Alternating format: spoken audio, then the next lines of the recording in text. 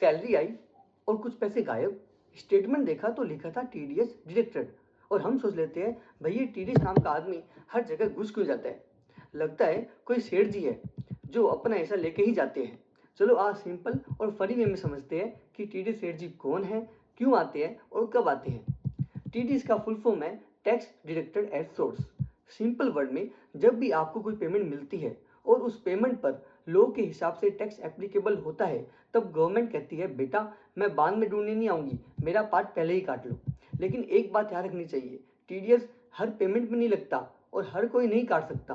ये काम सिर्फ बड़े लोग करते हैं, जैसे company, bank, government department, firm या कोई रजिस्टर्ड बिजनेस जिनके ऊपर टीडीएस डिडक्ट करने की रिस्पॉन्सिबिलिटी होती है। और अगर टीडीएस तभी लगता है जब लॉ के हिसाब से थ्रेशोल्ड लिमिट क्रॉस हो जाए।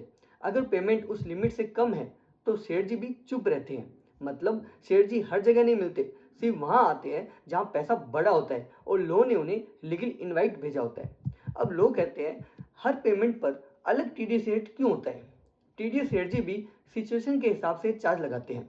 अंडर सेक्शन 192 एम्प्लॉय डिडक्ट करता है सैलरी पर आपके टैक्स स्लैब के हिसाब से। Under section 194 IB tenant deduct करता है टीडीएस अगर रेंट की अमाउंट पर मंथ 50,000 से ज्यादा होती है। अंडर सेक्शन 194 ए बैंक इंटरेस्ट में टीडीएस कट कर देती है अगर इंटरेस्ट की अमाउंट 40,000 से ज्यादा है या फिर 50,000 in case of senior citizen. और कभी कभी डिडक्टर गलती से भी टीडीएस काट लेता है, पर टेंशन नहीं लेने का, चाहे लीगल इनवाइट हो या गलती से कट हुआ हो, यह पैसा आपको पेन में क्रेडिट हो जाता है और आईटीआर में एडजस्ट क्लेम मिल जाता है।